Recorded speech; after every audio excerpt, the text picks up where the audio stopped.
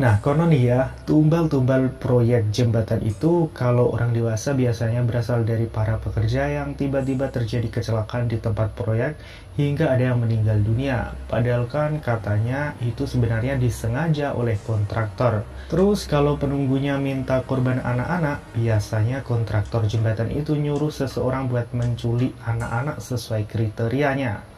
Nah, berikut ini salah satu contoh kasus anak yang diculik oleh pencari tumbal. Saat diinterogasi, pelaku mengaku bernama Susilowati, warga desa Brunut, Kabupaten Indramayu.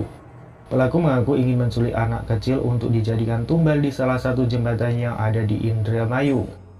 Pas ditanya, memang wanita itu pengen nyulik 3 orang anak kecil buat dijadiin tumbal, kata Kathy.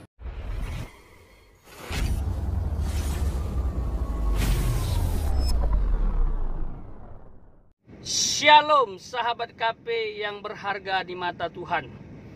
Alam semesta ini atas seizin Tuhan dikuasai oleh iblis sahabat.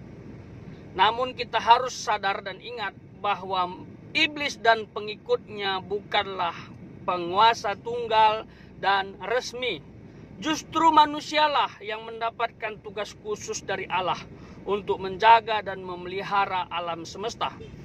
Tetapi mengapa banyak orang selalu meminta izin, meminta persetujuan dari iblis dan pengikutnya yang disebut dengan istilah penguasa teritorial dengan melakukan banyak meditasi dan ritual lain sebagainya? Apakah memang kita harus melalui iblis dulu atau penguasa-penguasa yang ada di udara yang menguasai beberapa daerah yang mungkin hendak dibangun atau tambang yang dibuka? Dan kita akan belajar hari ini. Kita akan dengarkan dulu cuplikan singkat melalui hambanya Evangelis Daud Tony. Di pertambangan berarti daerah-daerah pertambangan apapun, minyak, batu bara, pertambangan emas dan lain sebagainya. Itu kalau kita selalu membuka lahan itu pasti ada halangan dan penguasa wilayah dan lain sebagainya. Manusia itu sebenarnya punya hak nggak Pak untuk itu mengklaim bahwa lo ini miliknya Tuhan, saya mau ambil, misalnya seperti itu. Jadi gini ya, saya pernah ada kasus ya, tapi udah lama ya, lupa saya. Itu tempat itu ada emasnya, tapi waktu digali nggak kelihatan emasnya. Nah, artinya apa? Itu mata ditutup semua. Begitu doain dalam nama Yesus dengan kuasa darah Yesus, kelihatan langsung.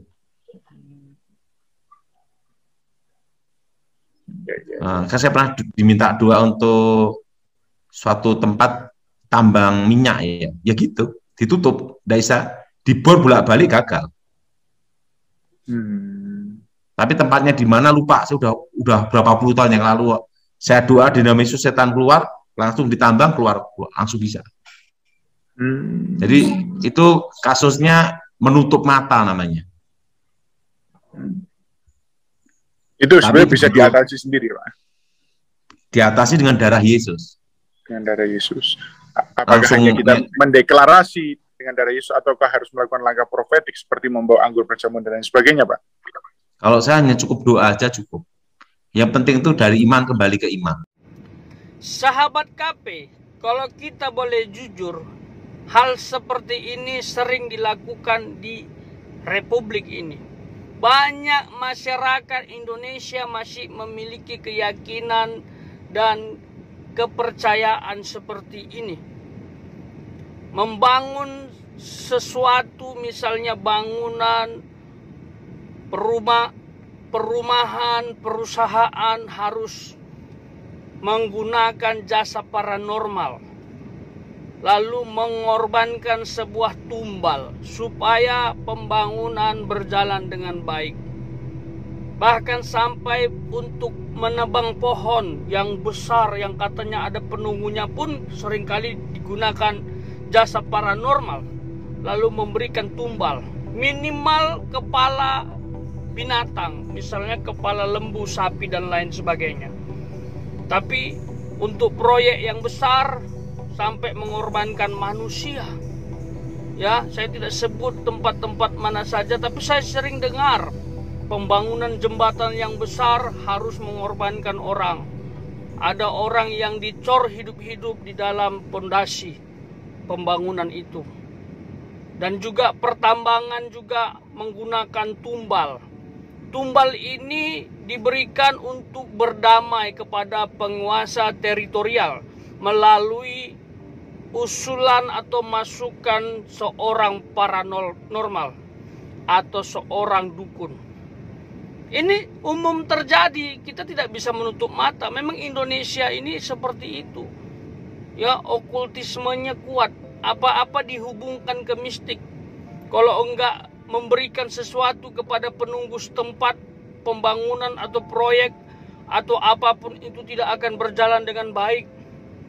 Ya, tukang bangunannya akan sakit-sakitan, akan terjadi kecelakaan, bisa mangkrak, bisa hancur dan lain sebagainya sehingga proyek tidak berjalan.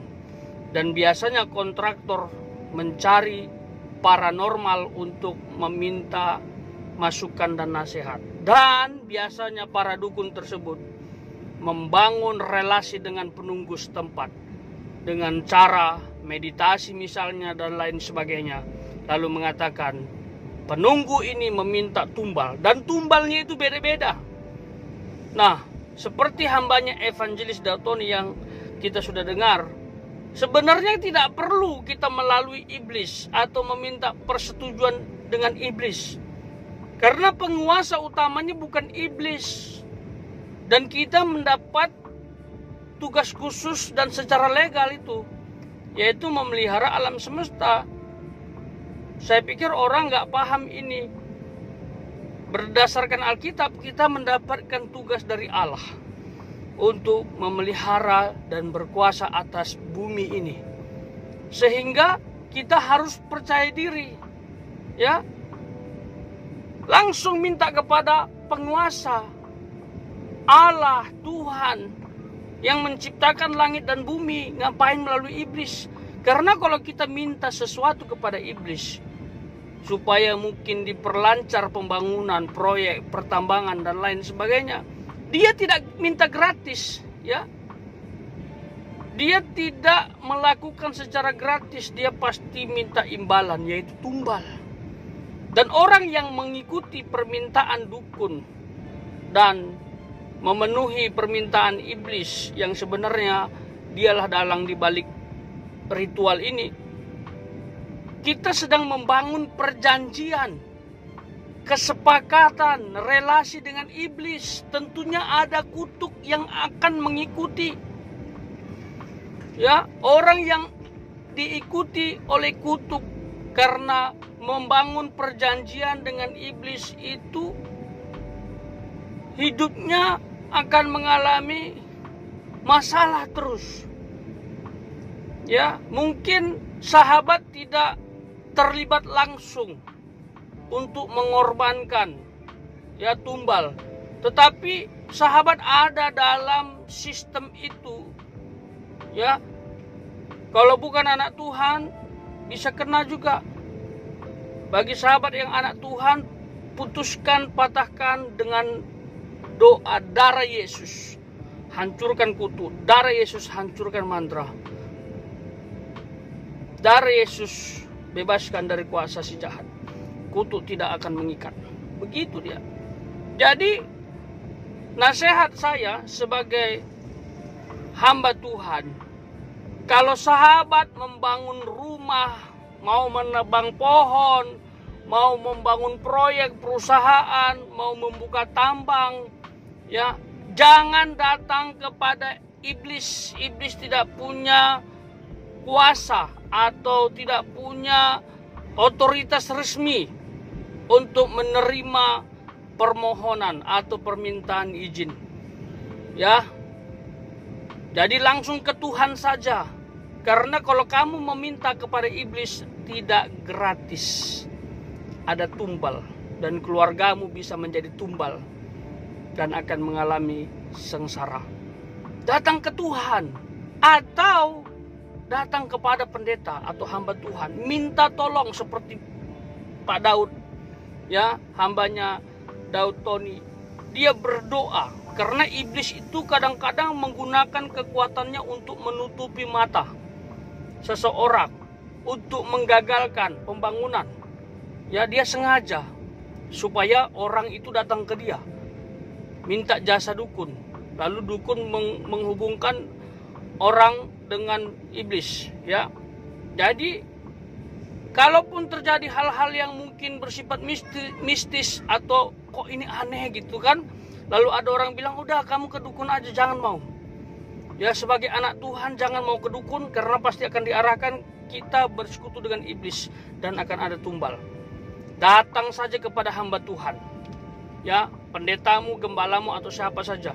Kalau nggak punya pendeta, cari relasi supaya hamba Tuhan mendoakan, seperti yang dilakukan Evangelis Dautoni.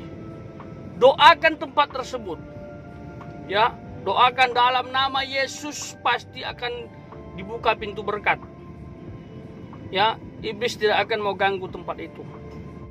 Saya menempati rumah baru saja, saya minta Tuhan memberkati melalui doa ucapan syukur bersama anak-anak Tuhan, hamba-hamba Tuhan. Ya, doakan, Tuhan ini rumah milikmu, Tuhan perusahaan ini milikmu, Tuhan pertambangan ini milikmu. Apa saja yang kita bangun, jangan minta izin atau minta permohonan perlindungan kepada iblis. Itu berbahaya. Mintalah kepada Tuhan, ya, doakan dalam nama Yesus, tempat tersebut akan diberkati Tuhan, dilindungi Tuhan. Tapi kalau melalui jasa paranormal dan ada tumbal, bahaya. Untuk mengikuti kita, carilah Tuhan dan andalkanlah Tuhan dalam segala hal. Tuhan Yesus memberkati.